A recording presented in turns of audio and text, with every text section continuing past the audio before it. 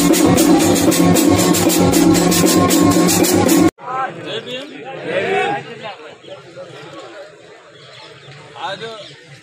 पता नहीं, मैं आया जरूर लेकिन अब बोलने का मन नहीं कर रहा है ज्यादा। एक ऐसे संकट, ऐसे मोड़ पे हम लोग खड़े आज। एक गरीब घर का व्यक्ति जो समाज के लिए, अपने परिवार के लिए और न्याय के लिए लड़ने की बात करता था, और वही व्यक्ति आज हमारे बीच में नहीं रहा। कार्तिक भिल आज 2 तारीख के दिन शायद डेथ होगी उसकी। 1 तारीख को इसकी डेथ हुई। 19 तारीख से इसके माँ बाप 19 नवंबर से इनके माँ बाप, इनकी पत्नी इसको, इस भाई कार्तिक को इस हॉस्पिटल उस हॉस्पिटल लेके जा रही थी। ये था कि हमारे पति का, हमारे बेटे का साथ मारपीट हुआ है, हाथ पैर तोड़ दिए हैं, जैसे तैसे इसको ठीक करा ले। कितने दर्द भरे समय उन्होंने गुजारा होगा। और जब 1 तारीख को कार्तिक भिल की डेथ हो गई तो इस परिवार पे कितना बड़ा संकट पैदा हुआ होगा। और आज तक हमारे बीच में इनके फादर बैठे हुए हैं। कार्तिक भाई के 2 बच्चे हैं। मैंने 2 तारीख के दिन लगभग में आ गया था 2 बजे के आसपास। तो 2 बच्चे हैं छोटे छोटे कार्तिक भाई के, और उनकी पत्नी है, उनके भाई है, उनके भाभी है। उनका जो हाल था, और आज 4-5 दिन होने आ गए। ये 7वां दिन चल रहा है यूं देखे तो 1 तारीख के हिसाब से। अभी तक परिजन को बॉडी नहीं मिली है।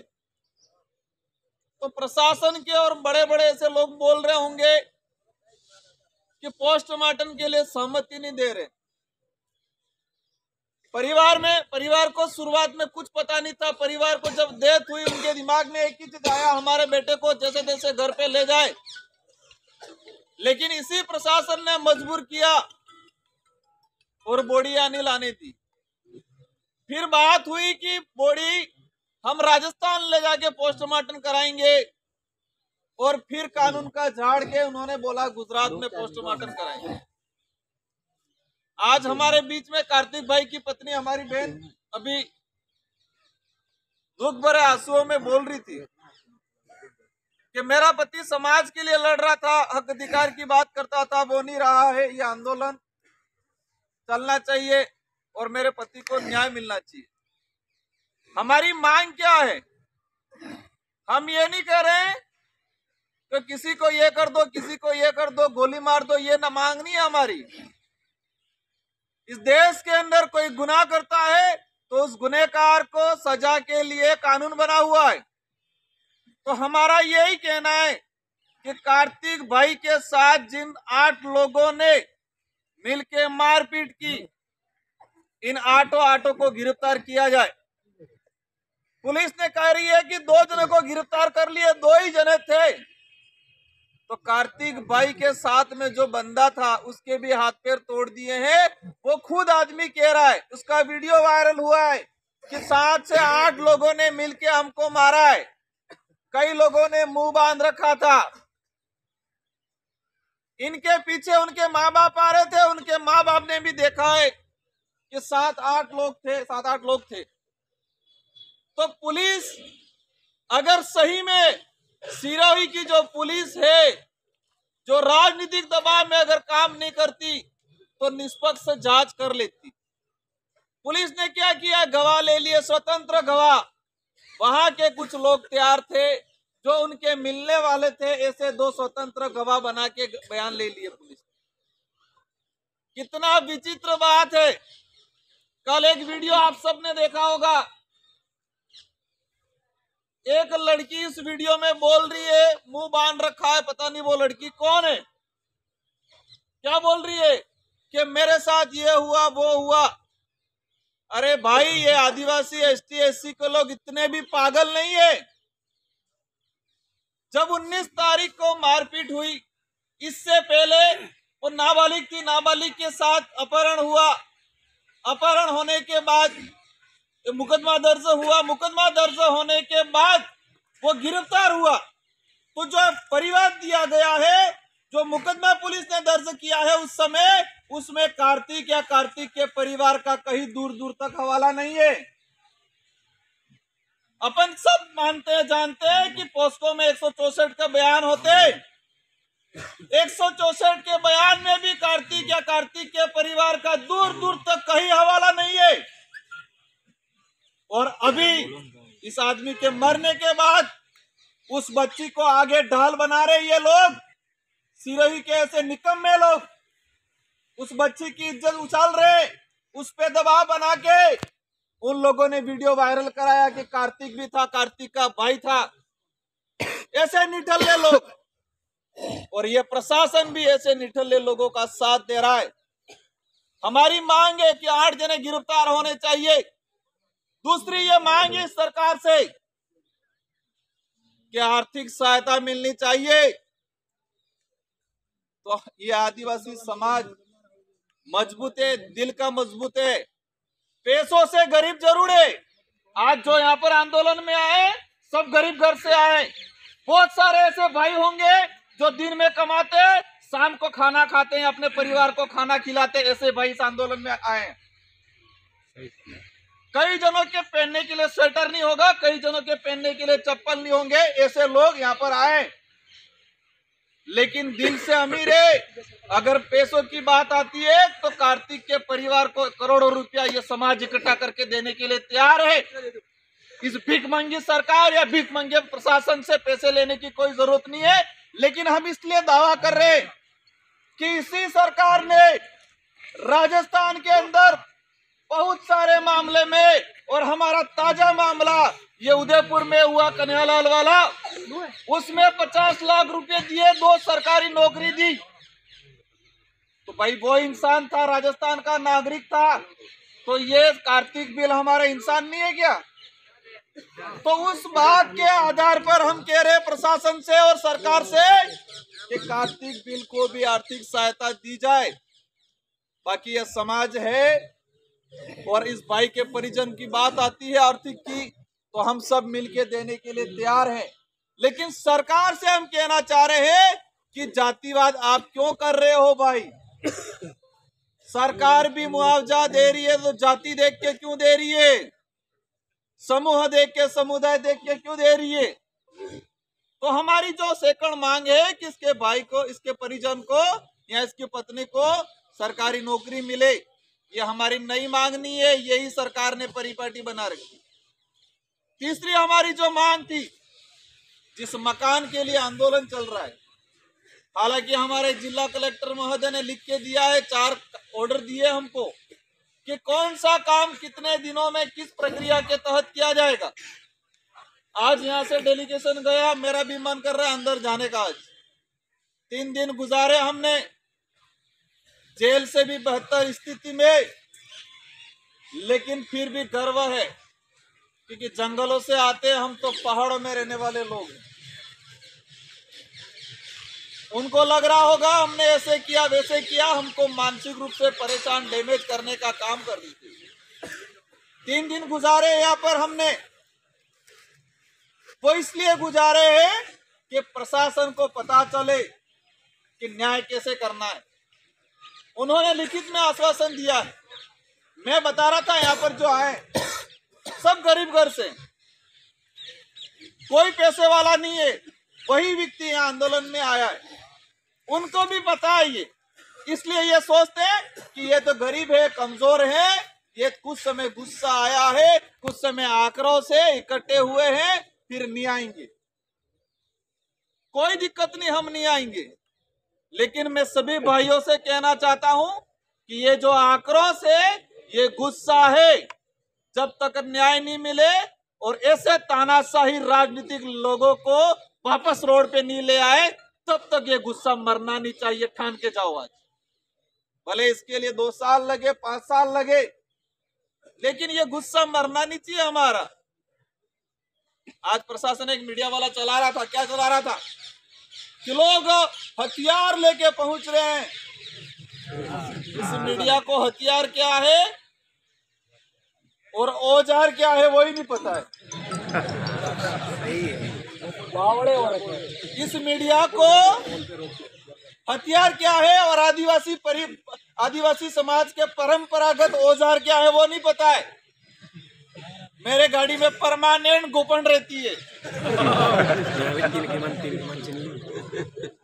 हमारे संस्कृति से जुड़ा हुआ है तीर कमान और गोपन। सिंधी समाज का रहता है ना, वो क्या बोलते हैं, कटार। सिख समाज का कटार।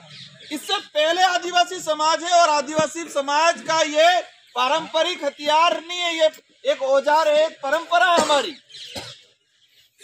और इसको ये हथियार बता रहे। खतरनाक मीडिया है। आज सुबह मैंने सिरोही के ये भास्कर का पढ़ा, 41 करोड़ रुपया नुकसान हो गया। 40 करोड़ रुपया सिरोही के व्यापारियों को नुकसान हो गया। भाई 40 करोड़ नुकसान क्यों करा? इस प्रशासन पे मुकदमा दर्ज कराओ, 50 लाख रुपए दे देते इस भाई को। सरकार से अगर 50 लाख रुपए इस परिजन को, इसको नौकरी दे देती, ये मांगे थी, वो मांगे मान लेते, तो ये जो गरीब परिवार के लोग, ये गरीब घरों से लोग, जंगलों से, पहाड़ों से ये लोग आ रहे हैं, खुद का पैसा, कोई तो अपने इधर का उधार लेके, पैसा लेके, गाड़ियां करके, डीजल डाल के आ रहा है।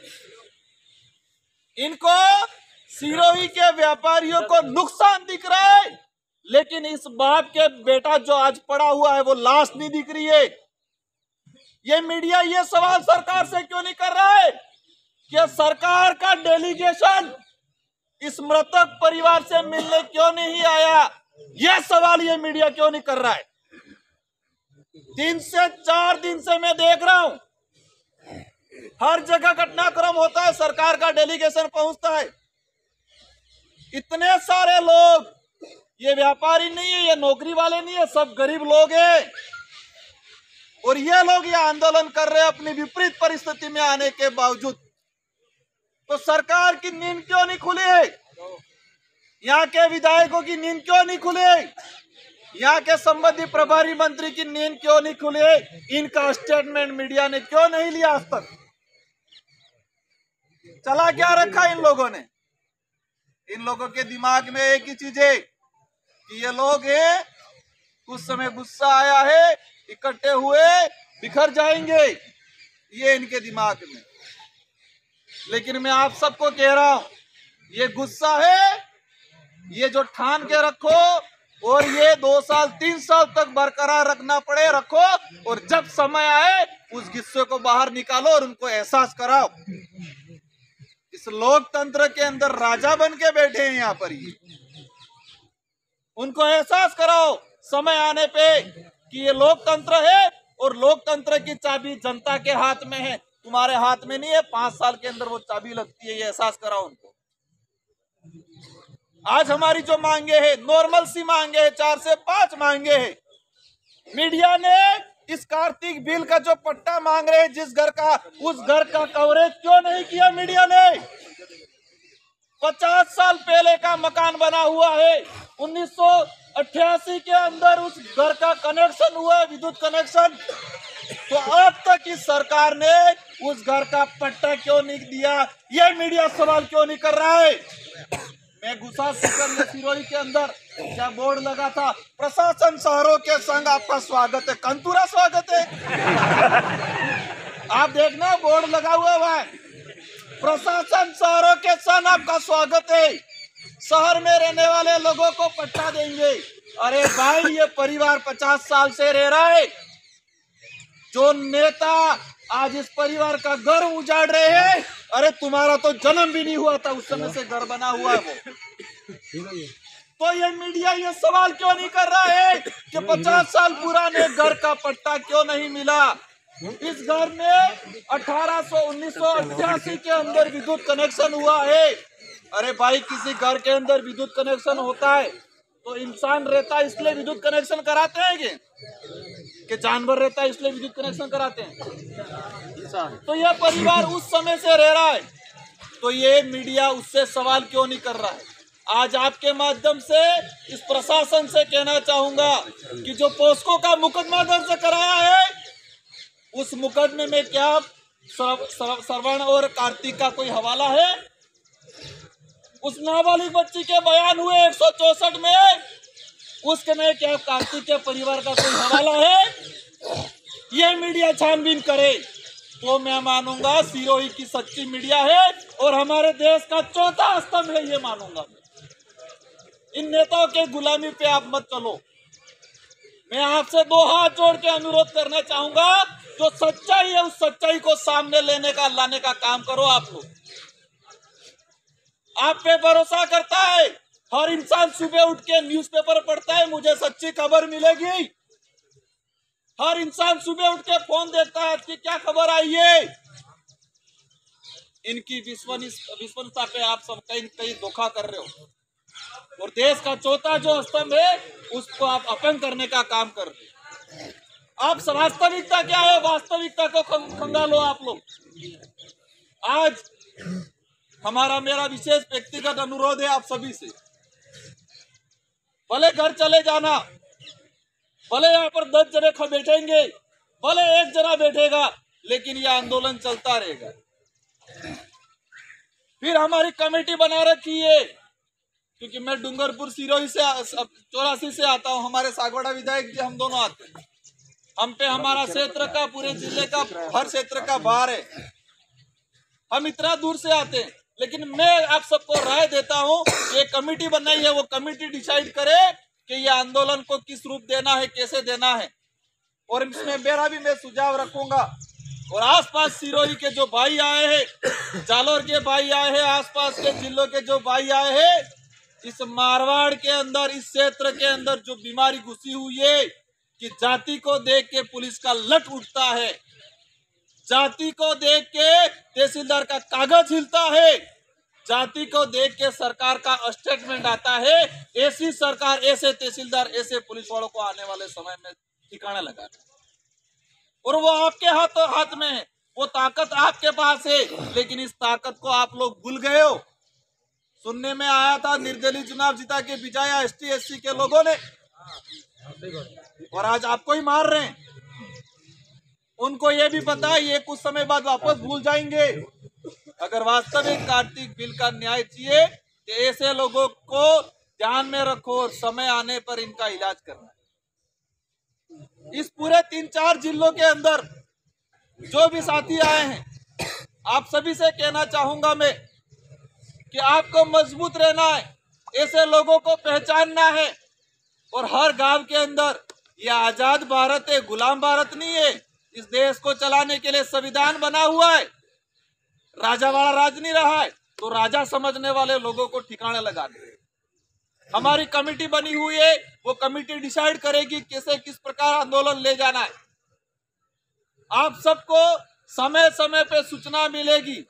आज बहुत सारे हमारे डूंगरपुर के बहुत सारी गाड़ियां, उधर की बहुत सारी गाड़ियां वापस रवाना की पुलिस ने। वो लोग खुद की जेब से, किसी नेता के पैसे से नहीं आए, कोई व्यापारी बड़े उद्योगपति के पैसे से नहीं आए। वो भी मीडिया को दिखना चाहिए, जो गरीब व्यक्ति अपनी जेब से पैसा निकाल के डीजल डाल के यहाँ पर आ रहा था और पुलिस ने वापस भेजा। मीडिया को यहाँ सिरोही के व्यापारी को 40 करोड़ का नुकसान दिख रहा है, लेकिन उस गरीब का जो 100 रुपया बर्बाद हुआ वो भी दिखना चाहिए। इन सारी बातों को आप ध्यान कहने के लिए बहुत कुछ, मैं खड़ा हुआ था, मेरी मन नहीं मान रहा था आज कुछ कहने का, लेकिन रहा नहीं गया। कमेटी बनी हुई है, वो कमेटी डिसाइड करेगी आंदोलन किस रूप में ले जाना है, कैसे है, कार्तिक भाई के परिवार को न्याय क्या दिलाना है। और आज से अपन सब परिवार को हम सहयोग कर रहे हैं, आर्थिक सभी लोग कर रहे हैं। पैसों की दिक्कत नहीं है, पैसा मिलेगा, इस परिवार को हम दिलाएंगे। लेकिन इस सरकार और इस प्रशासन को कहना चाहेंगे कि राजस्थान के अंदर दूसरे आदमी को आप न्याय देते हो, दूसरा जो मर्डर होता है वहां पैसा देते हो, तो इस भाई को पैसा देने में क्या दिक्कत आ रही है? नहीं देगा तो भी कोई दिक्कत नहीं है, लेकिन इन लोगों को आपको ध्यान में रखना है और आने वाले समय में ऐसे लोगों को सबक सिखाना है। इन्हीं शब्दों के साथ आप सभी से विनम्र अनुरोध है कि कहीं भी जाना है, कहीं भी आना है, शांतिपूर्वक तरीके से आना है, कहीं से भी उलझना नहीं है। कुछ लोग चाहेंगे उलझाने के लिए, नहीं उलझना है, और समय आएगा उलझने का, और तब उलझेंगे तो उनको लपेटने में, समेटने में ठिकाने आ जाएंगे उनके। इसलिए अभी कहीं उलझना नहीं है, हमें शांतिपूर्वक ये आंदोलन चलाना है। ये कमेटी बनी है, कमेटी डिसाइड करेगी, भाषणबाजी रोज होती रहेगी, सब कुछ होगा। कई प्रकार के नेता अलग अलग आएंगे, अलग अलग बात करके चले जाएंगे। हमारा उद्देश्य एक ही है, कार्तिक भाई को न्याय मिले। हमारी सिंपल सी साधारण 5 मांगे हैं, वो मांगे सरकार पूरी करे, यही हमारा निवेदन है। इन्हीं शब्दों के साथ आप सबको जय जोहार, जय भीम, जय भारत, जय संविधान, जय बिल प्रदेश।